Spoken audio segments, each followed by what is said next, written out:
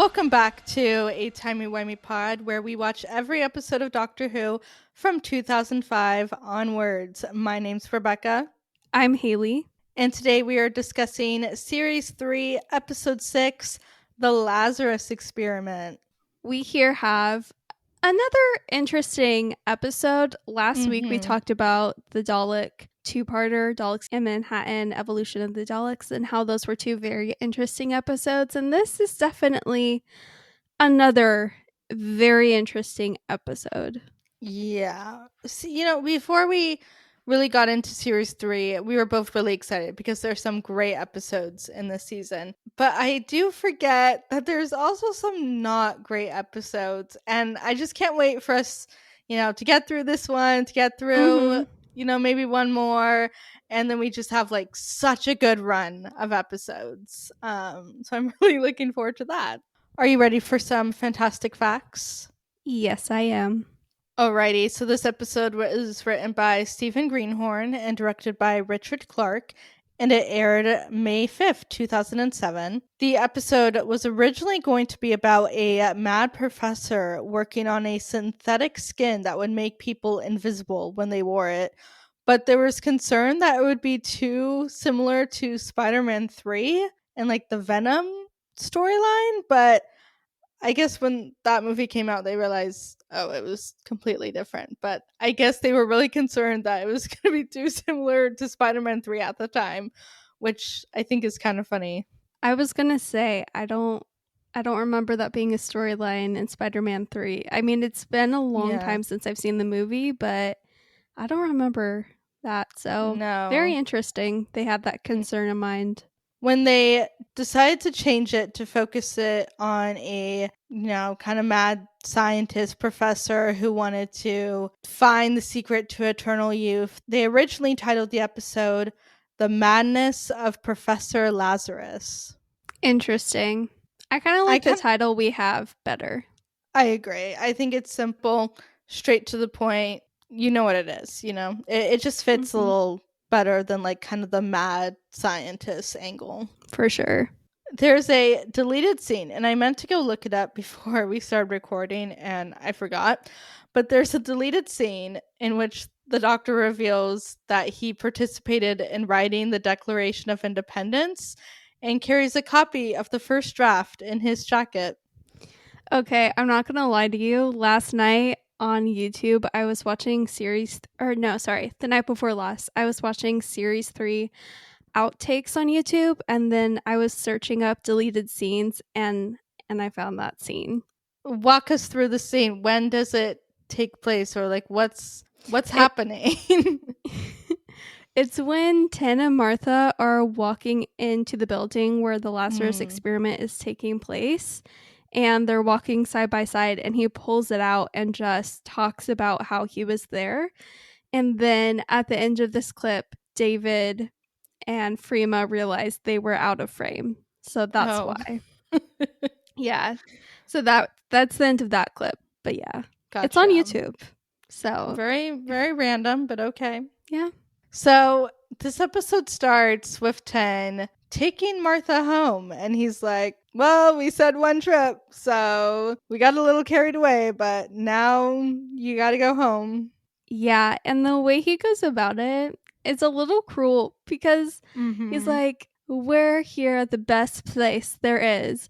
And Martha's like, oh my gosh, where are we? And she like runs to the door and realizes she's in her house. Also, the TARDIS looks so funny in her tiny little apartment. It looks so funny, but it low-key reminds me of when the TARDIS was in Adam's flat, back all the way in Series 1, when Nine and Rose were dropping him off. I don't know why it reminds me of that, but it's also the way that he's like, well, this is it then. I guess it's goodbye. And she's like, oh, I guess it is goodbye then. And then he starts like to leave. But right before he leaves, Martha's mom leaves a voicemail sharing that Martha's sister Tish is on the news, and Martha turns on the TV, and of course we have no one else other than Richard Lazarus, aka Mark Gatiss, aka Lazarus, He's like, I'm going to defy what it means to be human. And then Martha just switches off the TV and Ten says his goodbye and he leaves. But then you just hear the TARDIS coming back because he's like, wait a minute. Did he just say he's going to change what it means to be human? And I don't know. It's such a great comical moment. I do love that moment. It's very 10. And I think it's so funny. And I think it's also him being, wait, I should probably look into that. And also like, let's, hang out a little bit longer, where we gotta go. Definitely.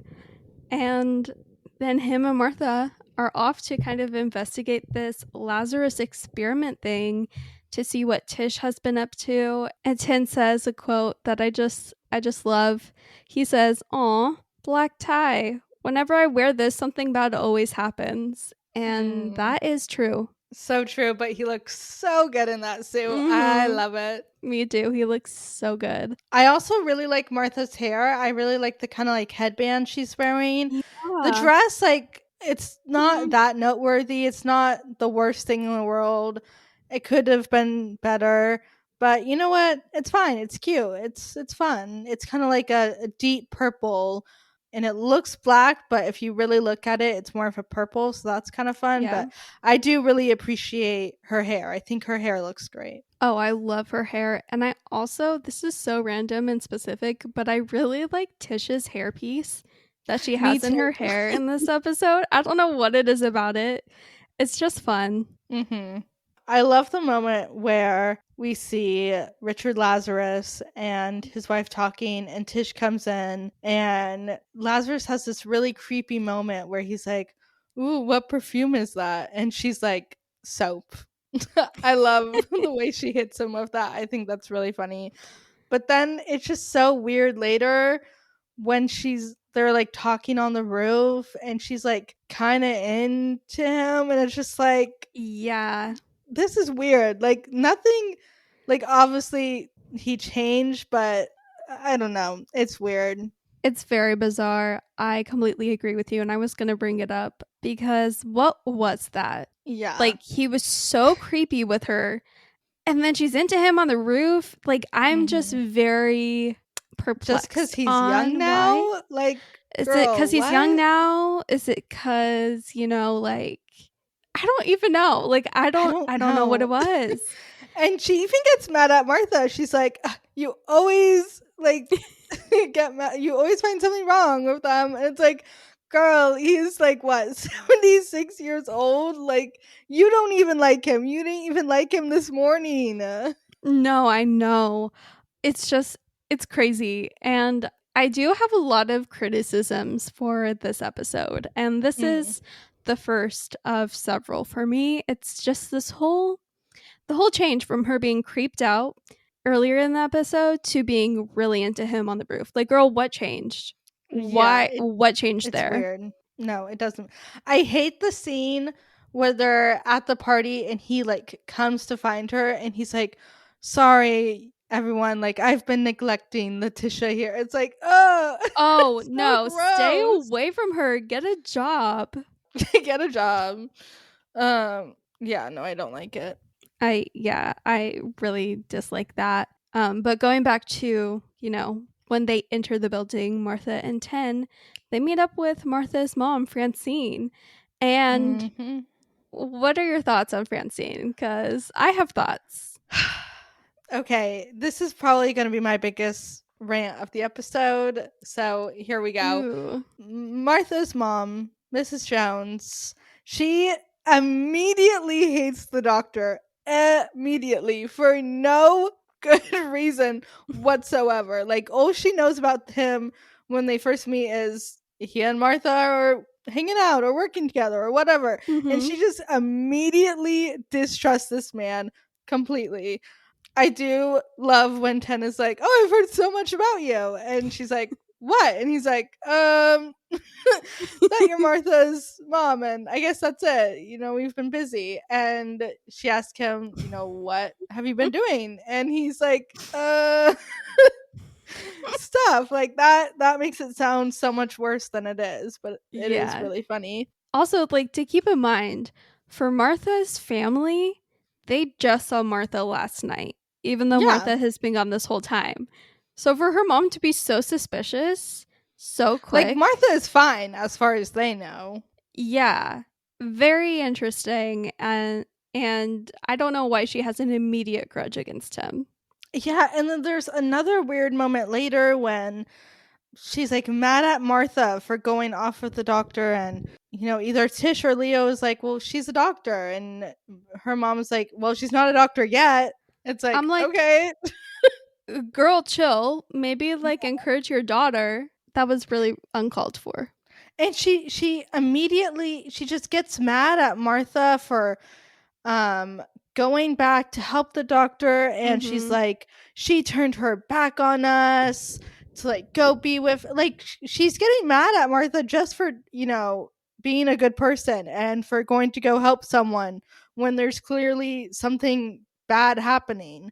Like, she's following Yeah. her instincts as a healer and a medical professional to run into danger and do something. That's kind of just what you sign up for when you're in that kind of job or field or whatever. And then I think the worst part is that she just immediately trusts this random ass man, which we'll get Yes. into more later, because who the heck is this man? She immediately trusts him more than she trusts her own daughter and her daughter's Yeah. judgment. Yeah, I can't get over that. And it's not like she saw anything with Tin and Martha at that point that would have indicated that Tin, sees death and destruction, which I mean, Mm-hmm. it's true, okay? But Yeah. like Francine, she didn't see any of that.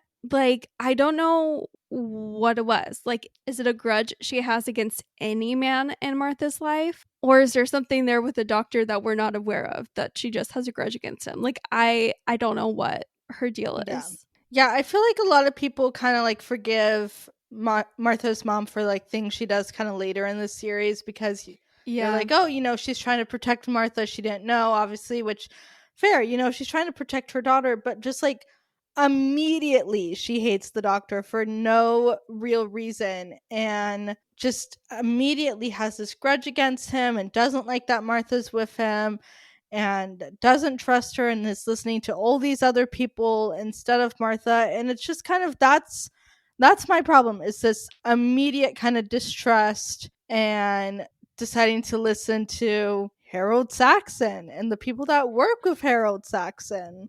Yeah, like at the very end of this episode, she leaves a message on Martha's voicemail machine again, but it was too late. Martha and Tin had already left, but like it's the Mm-hmm. very last clip in this episode. And she's like, Martha, you're not safe. Harold Saxon told me himself. Again, why are you not trusting your daughter's judgment? Yeah, You it just doesn't. met this man. Martha is a strong, smart woman, a medical student. Like, she's not aligning, like, of course, yeah, the doctor's crazy, and Yeah. maybe anyone who's with the doctor is also crazy, but that's a conversation for another time. But just to immediately trust all these other people more than she trusts Martha, it just is crazy to me. And with Jackie, I kind of, in Aliens of London, that kind of makes more sense because Rose disappeared for a whole year, and that was the doctor's Yeah. fault. So of course she's not going to trust him. But she really here has no reason not to trust the doctor. The doctor is the one, Mm-hmm. trying to get people out, trying to get people to safety, stopping the machine from blowing up, and she just immediately has this problem. We need to sit down and interview with her. We do. Give us the reasons. But what are your thoughts on Martha's mom? Yeah, no, I completely agree with everything you said. You hit pretty much every point that I was going to bring up.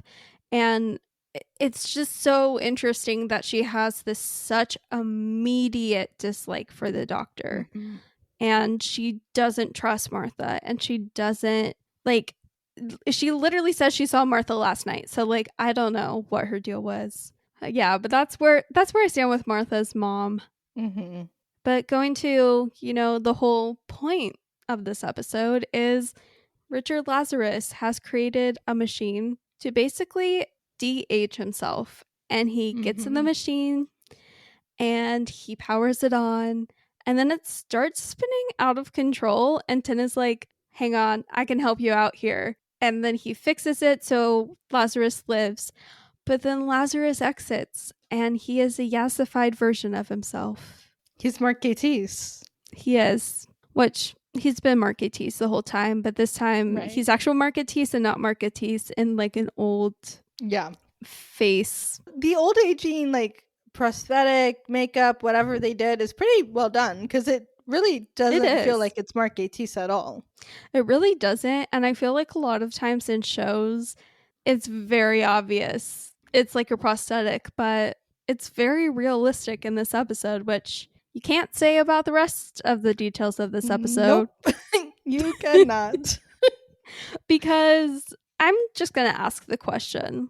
And the question is pertaining to what Lazarus becomes and just the monster he becomes. My question is why? Why that? Why use a CGI budget and make that? It is by far the worst CGI creature on the show.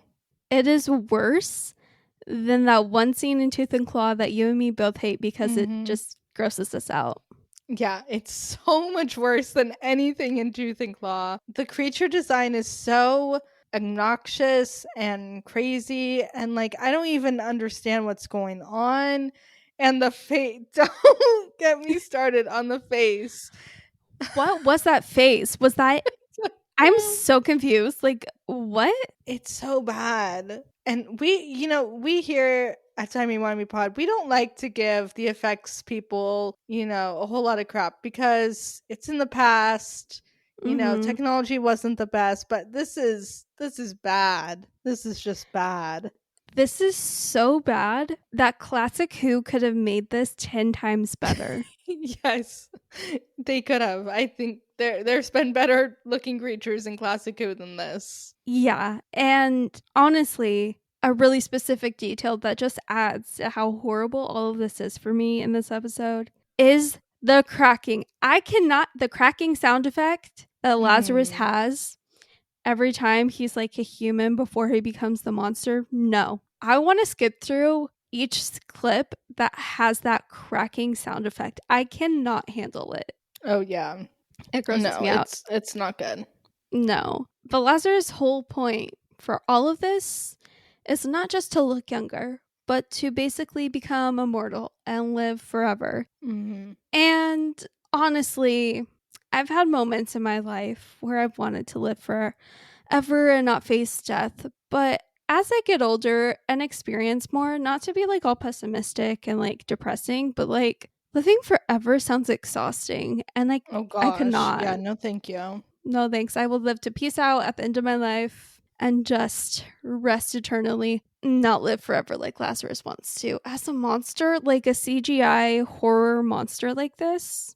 Yeah, and he's like, it's progress. And I'm like, what kind of life is that as this terrible CGI monster?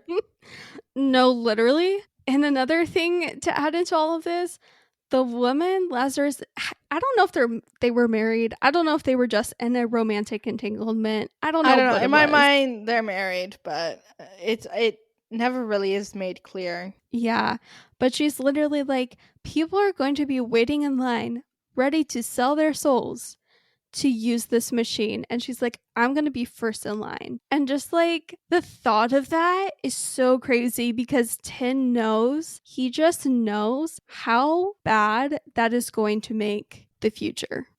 And I mean, okay, this is so random. If you know, you know. I don't even know if you know, Rebecca, but I was watching a video essay on Torchwood Miracle Day last night. Okay. And like the whole thing of like that season is everyone on Earth was basically immortal. Oh, and then it caused all of these issues.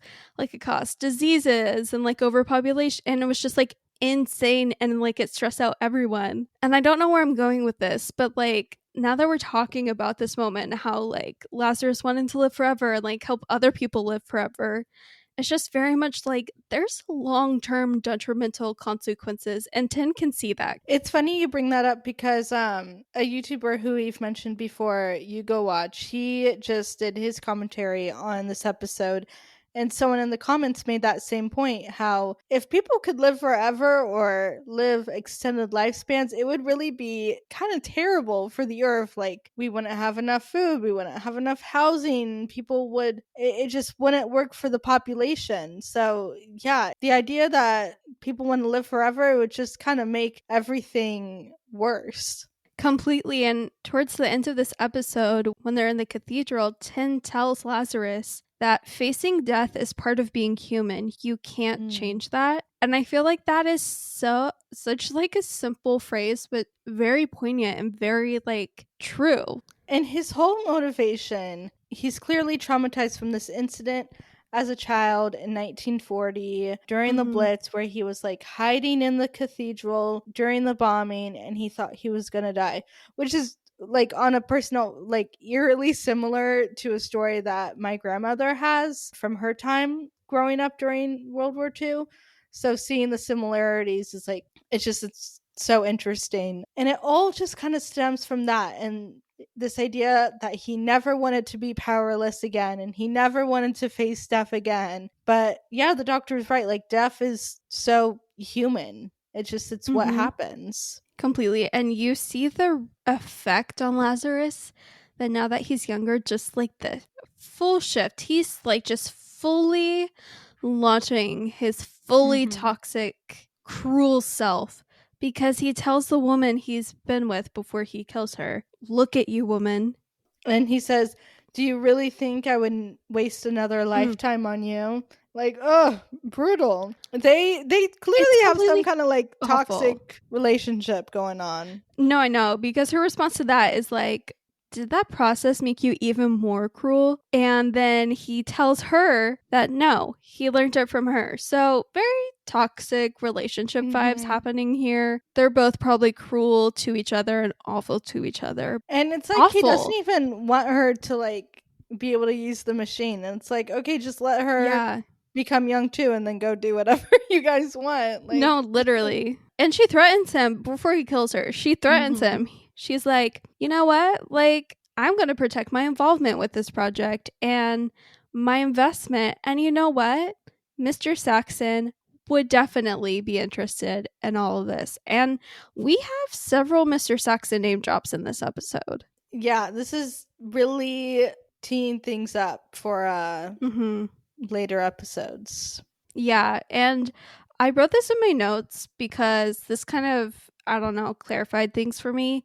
So basically, the reason Lazarus became what he became after going in this machine is because he essentially hacked into his own genes and instructed them to rejuvenate. But the problem was he did something wrong in that process. And so they continued to mutate, and his genes tried to change him. So for once, like Tin says in this episode, it's actually fully human, not alien. Yeah, I do find that interesting how it was just like this gene that was kind of like buried for lack of a better term, that finally kind of got the chance to open up, and apparently it could do all that, which is interesting. But yeah, this episode has a couple really funny lines. My favorite is the lady saying, "The only danger here is choking on an olive."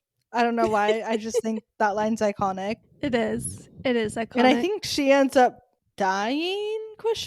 Which is kind of like, she is one famous of the last people words. who die. Yeah. Who is this diva?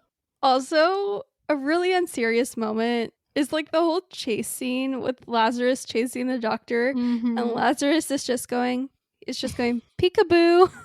Like, it's so unserious. And when Lazarus says, "Come out and face me," and Tin says, "Have you looked in the mirror? Why would I want to face that?"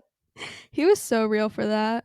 But one of my actual favorite quotes from this episode, and one of my favorite quotes from the show in general, is when Tin says, "Some people live more in 20 years than others live in 80. It's not the time that matters, it's the person." And I think about that quote all the time. I really, really love that quote, and I think about that a lot too, honestly. And sometimes I forget it's from Doctor Who. Like, that's how much I think about it.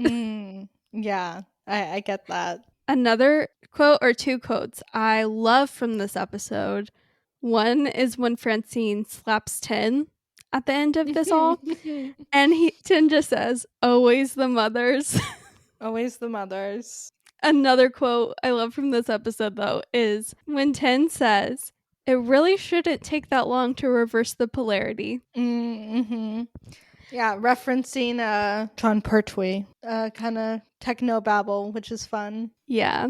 Even though I have problems with this episode, I do feel like this is the first episode where Tin and Martha are truly working together as doctor and companion, and they just have that groove down, and you just see it. You see their relationship, you see how much fun they're having, even though they're scared. Like, this is what I wanted in like Gridlock and even in the Dalek two-parter that we haven't gotten until now. Like, it is such, finally, like their dynamic is getting into a really good groove. I agree. I love when he calls her a star after she gets the DNA sample by Lazarus kissing her hand, and when he gives her the Sonic to try to get everyone out, and then she goes back to him to bring the Sonic back. And I love that scene where they like run into each other, like coming around the corner. The dynamic is really working in this episode, and even when they're like walking into the building at the beginning and in their black tie, like they just look great. They do. And I love at the end of this episode that Martha is like, I guess we can get into it now. We don't have to wait. Yeah, I love how she finally stands up for herself, and she's like, no, like if you're just going to see me as a one trip person or someone trying to replace someone else, like I might as well stay here. And I love that she finally stands up for herself, and Ten is like, okay, yeah, like you were never just like a passenger or whatever he says. And it's like, okay, then why were you treating her that way for the last 5 episodes? No, um really. yeah. So it's so nice to finally see her Mm-hmm. officially join the TARDIS, like midway through the series. No, I know, but yeah, I do really love that scene where she Mm-hmm. stands up for herself. And I love when there's like the miscommunication about what okay means. Ten is Yeah. like, okay, meaning like, yes, you can travel with me. And Martha takes that to be like, oh, he meant, okay, I guess we're saying Mm-hmm. goodbye. And it's just funny. Yeah.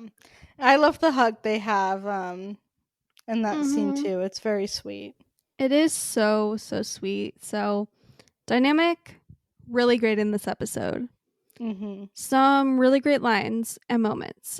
But still, Lazarus, the CGI, the monster, all of it, just no. And like, he just doesn't die. Like, there are so many Honestly, moments where I thought he would die and he just doesn't. yeah, when I was watching this and like he dies for the first time, like they literally have him in the body bag, I was like, oh dang, like I forgot about the whole cathedral scene. And Mm-hmm. honestly, that thinking about it now, I didn't really clock it when I was watching it, but now that I'm thinking about it, that whole scene in the church is just confusing. Like, why were we playing the piano like that just to get him to Mm-hmm. fall? Like, what were we really doing? But whatever. No, I know. No, I know, because Martha and Mm-hmm. Tish ran after Martha and Ten, and Francine has her whole moment of how dare these people have their own desires. Anyways, Yeah, how and dare so they?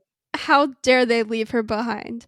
And so they're off, and then they end up working with Ten, and they start drawing Lazarus to the top of the tower, and Ten starts playing the organ, and then like blasts the music with his sonic and Yeah. plays it, and then Lazarus just like falls and dies, and that's how it all ends. Not the explosion back at the lab, not anything No. else. Like, it's very, I don't know why this is the route they went.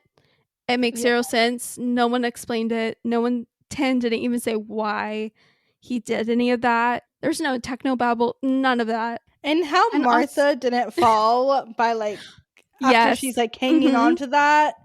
Meanwhile, like her ears are like probably bleeding from the sound of the piano.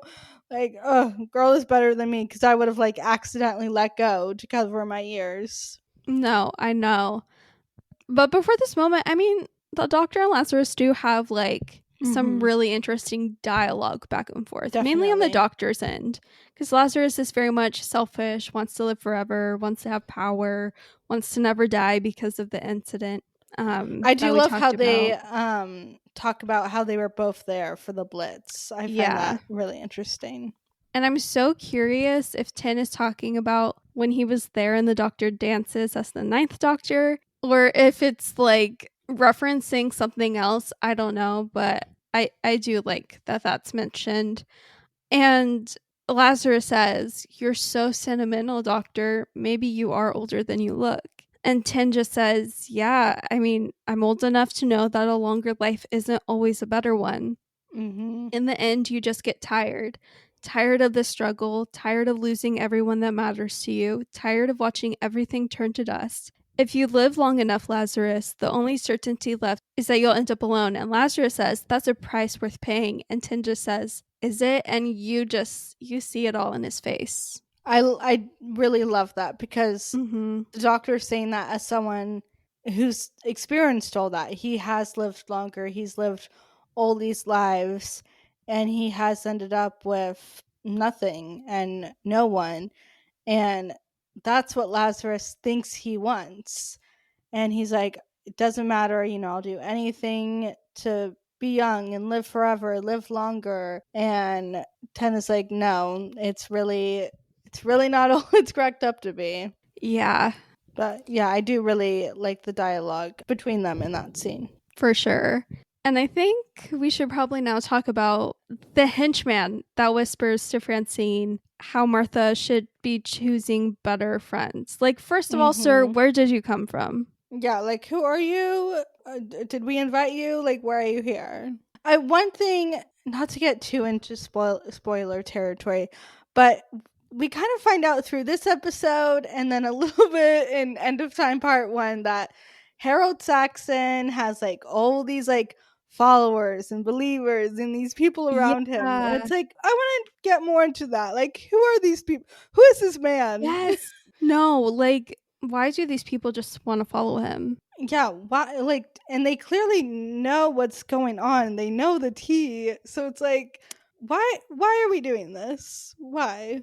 Yeah, I don't understand the followers of Saxon. No. One line that I find really funny and I think just like perfectly nails the sibling dynamic is when Martha's mom is like blaming Martha for everything and mad at Martha. And Leo is like, well, this is Tish's thing. She invited us all here, so it's really her fault. And I just think that's like so funny and perfectly captures the sibling dynamic. Oh, for sure. That would definitely be me and my siblings. Same. It's really funny. But again, why Tish? Why were you into Lazarus? Girlie, why? We've all had our moments about being interested in someone that maybe you shouldn't be. This isn't one of those acceptable situations. Yeah. Like, yeah, he looks young, but he's still just like your creepy old boss. No, literally. And like you mentioned earlier, she was so mad at Martha when Martha was like, "This man is a monster." I will say it's really comical though, because right as Martha says that, Tish's back is turned to Lazarus, and she's like, "Why do you always have to ruin everything?" And then she just turns around and Lazarus is him. And it's funny, but again, girl, why? Yeah. I know. And she's like immediately upset. She's like, you always find something wrong in the guys I like. It's like, girl, maybe there's a reason for that. Yeah. And, with the Doctor Who villain, especially one that's supposed to intimidate or scare you or scare people in the episode, like, you want that to carry across to the audience. And there have been many Doctor Who villains and foes that I have very much been like holding my breath with. Not with Lazarus, because I am fearful of Lazarus in the most wrong way. I'm fearful because, again, what is that creation? Why was this approved? I don't mind the plot. Like, I like the plot. I do. Yeah. I like the plot.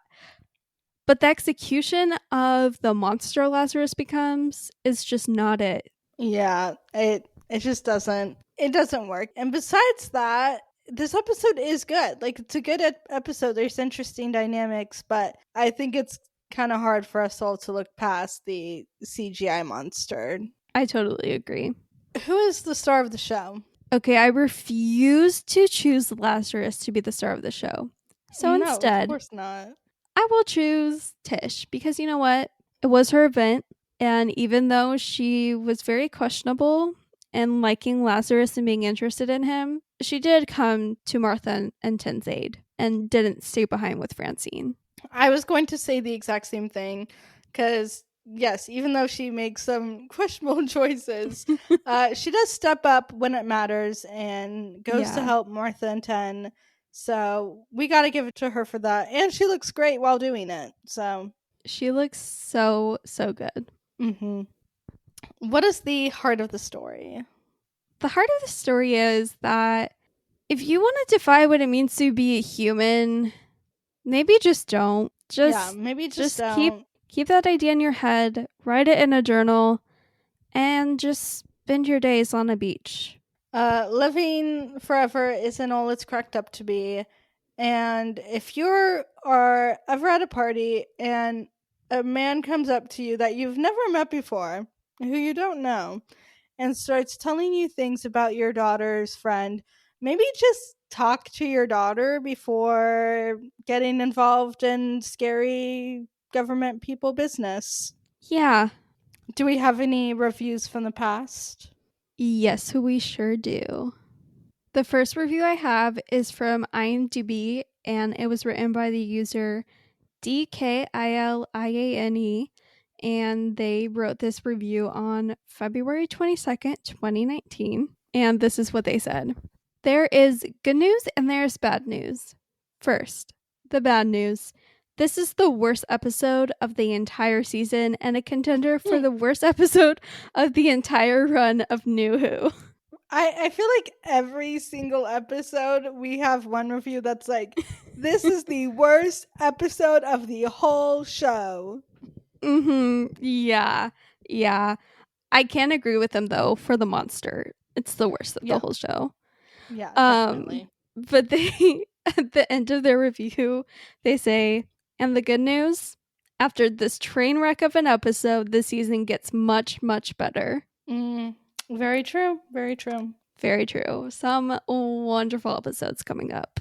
And this last review I have was written on May 5th, 2007 by the user Dr. Wordsmith. And paraphrasing their review, they said that the episode was quite tense and terrifying in places, and there seemed to be a lot of running around in glitzy places, a lot like the parts of the previous series. Martha finally pulled her own weight in this episode, and I have to say, after watching this, I am beginning to like her more, apart from her snottiness towards the doctor at the end to get her own way.